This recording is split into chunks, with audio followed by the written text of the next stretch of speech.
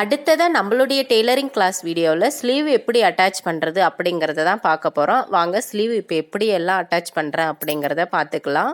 கைப்பட்டி கொக்கிப்பட்டி எப்படி அட்டாச் பண்ணுறது அப்படிங்கிறத வீடியோ போட்டிருக்கேன். பார்க்காதவங்க போயிட்டு பார்த்துட்டு வந்துடுங்க. ஃபஸ்ட்டு இப்போ வந்து பார்த்தீங்கன்னா ஐப்பட்டி கொக்கிப்பட்டி அட்டாச் பண்ணி முடிச்சதும் பேக் சைடில் இந்த பட்டி மடித்து அடிக்கணும்.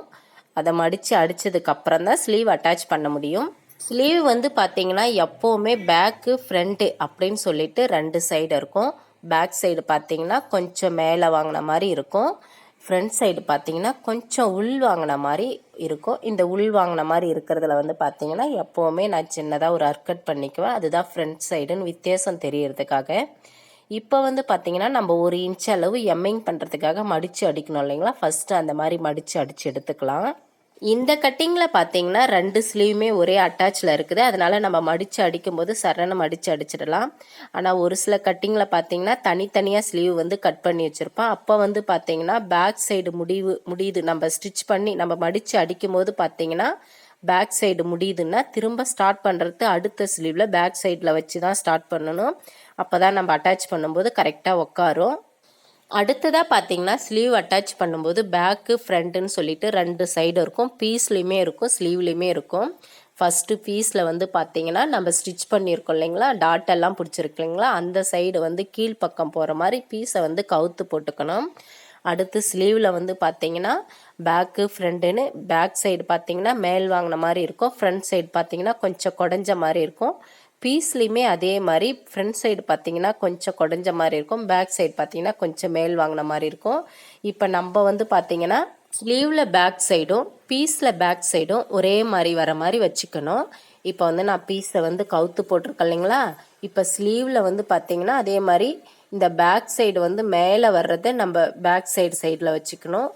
டவுனாக வர்றத ஃப்ரண்ட் சைடு வச்சுக்கிட்டு இந்த மாதிரி நம்ம பிசுறு மடிச்சிருக்கோம் இல்லைங்களா, அதை வந்து மேல் தெரிகிற மாதிரி ஸ்லீவை வந்து போட்டு இந்த மாதிரி நான் ஒரு சின்னதாக சென்டர் பாயிண்ட் பிடிச்சி அர்க்கட் பண்ணியிருக்கேன் இல்லைங்களா, அதிலேருந்து பிடிச்சி இந்த மாதிரி சமப்படுத்தி வச்சுக்கிட்டு அப்புறமா இந்த மாதிரி ஒரு 1/4 இன்ச்சு அளவு விட்டு தையல் போட்டுட்டு வரணும். இந்த அட்டாச் தையல் பார்த்தீங்கன்னா சமமாக வரணும். அதே மாதிரி தையல் நல்லா ஸ்ட்ராங்காக சிறுவாக இருக்கணும். அடுத்து வந்து பார்த்தீங்கன்னா உள் வாங்கின மாதிரி தையல் உள் வாங்கின மாதிரியோ வெளி வாங்கின மாதிரியோ வந்ததுன்னா சுருக்கு ஒரு மாதிரி அசிங்கமாக நம்ம ஆமுல் ஷேப்பில் வந்து ஒரு மாதிரி சுருக்கு கொடுக்கும். அதனால் கரெக்டாக சமப்படுத்தி வச்சு சமமாக அடிச்சுட்டு வாங்க. ஸ்லீவில் வந்து சென்டர் பாயிண்டில் ஒரு அர்க்கட் பண்ணியிருக்கேன் இல்லைங்களா, அதுவுமே இந்த ஷோல்ட்ரு ஜாயின் பண்ணியிருக்கேன் இல்லைங்களா, அதுவுமே கரெக்டாக உட்கார்ற மாதிரி இந்த இடத்துல வச்சு அட்டாச் பண்ணிக்கோங்க. இதை பாருங்கள், நான் பண்ணிட்டு வரேன் பாருங்கள். அந்த மாதிரி நிதானமாக பண்ணுங்கள். ஸ்லீவ் அட்டாச் வந்து கொஞ்சம் நிதானமாக பண்ணிங்கன்னா தான் கரெக்டாக உட்காரும், இல்லைனா சுருக்கு கொடுக்கும். இப்போ வந்து பார்த்தீங்கன்னா நான் 1 சைடு அட்டாச் முடிச்சிட்டேன். இப்போ இதுக்கு மேலே நம்ம இன்னொரு தையல் போட்டு எடுக்கணும். எப்போவுமே டபுள் தையலாக போட்டு எடுக்கணும்னு சொல்லிட்டு நான் ஏற்கனவே சொல்லியிருக்கேன் இல்லைங்களா, அதே மாதிரி எப்போவுமே டபுள் தையலாக போட்டு எடுக்கணும். எல்லா தையல்லையுமே பெரும்பாலும் டபுள் தையல் போடணும். அப்போ தான் வந்து ஸ்ட்ராங்காக உட்காரும். இப்போ டபுள் தையலுமே போட்டு முடிச்சிட்டேன் நான். அடுத்ததாக பார்த்தீங்கன்னா இன்னொரு சைடு ஸ்லீவ் இருக்கு இல்லைங்களா, அந்த ஸ்லீவ் வந்து இப்போ அட்டாச் பண்ணிக்கலாம். இதையுமே அதே மாதிரி பீஸை வந்து கவுத்தப்படி போடுங்க. இதுக்குமே பேக்கு ஃப்ரண்ட்டு எல்லாமே கரெக்டாக பார்த்து வச்சு தான் நம்ம வந்து ஸ்லீவ் அட்டாச் பண்ணணும். நான் ஏற்கனவே அந்த ஸ்லீவ் கரெக்டாக போனதுனால இந்த ஸ்லீவ் கரெக்டாக உட்காரும். இந்த பாருங்கள், பீஸ் ஃப்ரண்ட் சைடில் ஸ்லீவுமே ஃப்ரண்ட் சைடு வர மாதிரி வச்சுருக்கேன். இப்போது இந்த ஷோல்டர் ஜாயின் பண்ணியிருக்க இடத்துலையும் ஸ்லீவ் சென்டர் பாயிண்ட்டையும் பிடிச்சி செமமாக இந்த மாதிரி வச்சுட்டு வாங்க. ஃபஸ்ட்டு இந்த மாதிரி வச்சுட்டு வந்து அப்புறமா அதுக்கு மேலே இந்த மாதிரி தையல் போட்டுட்டு வாங்க. இந்த தையல் வந்து சமமாக வருகணும். அதே மாதிரி பார்த்தீங்கன்னா 1/4 இன்ச்சு அளவு தான். 1/4 இன்ச்சுக்குனா கம்மியாகவே தையல் அளவு இருந்தால் சரி. கரெக்டாக அந்த சென்டர் பாயிண்ட் 2ம் கரெக்டாக உட்கார்ற மாதிரி வச்சு இந்த மாதிரி தையல் போட்டுட்டு அதுக்கு மேலே திரும்பவும் இன்னும் ஒரு தையல் போட்டுக்கணும்.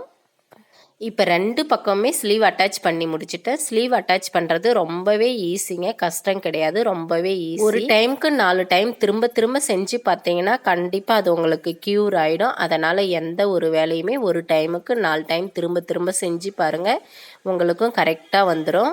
வீடியோவில் ஃபஸ்ட்டு சொல்ல வேண்டியதை லாஸ்ட்டாக சொல்கிறேன். என்னுடைய வீடியோவை ஸ்கிப் பண்ணாமல் பாருங்கள். என்னுடைய வீடியோவை இப்போ தான் ஃபஸ்ட் டைம் பார்க்குறவங்களா இருந்தால் என்னுடைய சேனலை சப்ஸ்கிரைப் பண்ணி வச்சுட்டு வீடியோவை பாருங்கள்.